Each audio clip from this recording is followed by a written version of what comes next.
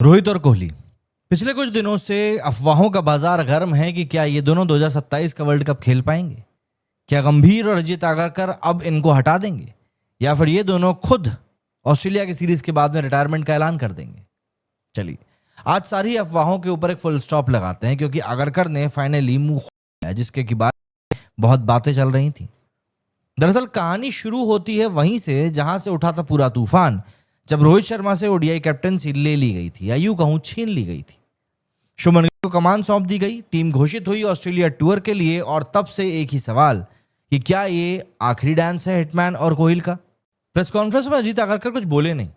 Media में debate शुरू हो गई कि आगरकर ने इन दोनों बड़े खिलाड़ियों को टीम से दूर कर दिया है, आगरकर ने फ्यूचर के नाम पर पास का सेक्रीफाइस कर दिया है, और अब भाई जब उन्होंने बोला है तो ऐसा जवाब दिया है कि पूरा का पूरा खेल का मैदान बदल गया है। दरअसल एक प्राइवेट इवेंट में अजीत आगरकर पहुंचे और एंकर ने सीधा सवाल ठोक दिया कि क्या रोहित और कोहली 2027 का वर्ल्ड कप खेलेंगे।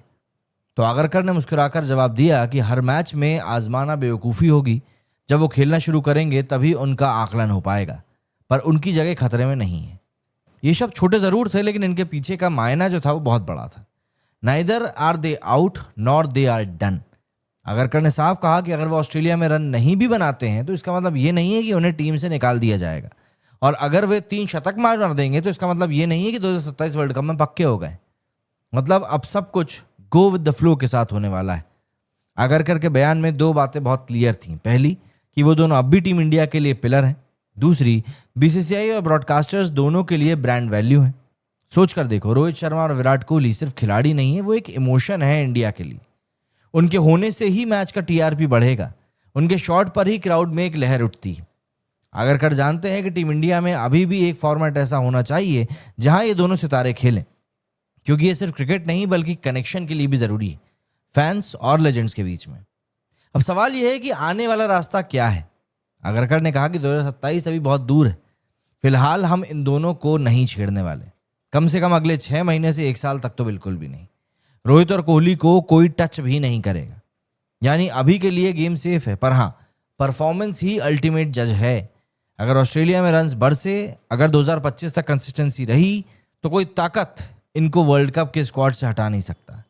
लेकिन अगर गिरावट आई परफॉर्मेंस में, अगर बॉडी लैंग्वेज डल हुई, तो वही सिलेक्टर्स जो आज साथ हैं, कल ऑब्वियस सी बात है टफेस्ट डिसीजन लेने में भी पीछे नहीं हटेंगे। ये भी मत भूलिए कि गौतम गंभीर अब कोच हैं, और वो नोन है काफ़ी टफ डिसीजंस लेने के लिए। उन्होंने पहले भी कई बड़े नामों को बेंच किया है, क्योंकि वो नाम नहीं, वो काम के ऊपर चलते हैं। पर गंभीर और आगरकर दोनों ये भी जानते हैं कि इंडियन क्रिकेट की आइडेंटिटी रोहित और विराट जैसे प्लेयर से ही है।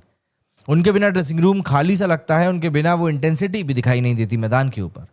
और यही कारण है कि फिलहाल इन दोनों को टच नहीं किया गया है, क्योंकि फैंस, ब्रॉडकास्टर्स एंड स्पॉन्सर्स सबकी हार्ट बीट अभी इन दोनों के ही नाम है। दोस्तों, आगरकर ने जो बात कही है वो सिर्फ एक स्टेटमेंट नहीं है, वो एश्योरेंस था। एश्योरेंस की लेजेंड्स को इज्जत मिलेगी, एश्योरेंस की परफॉर्मेंस डिसाइड करेगा, पॉलिटिक्स नहीं।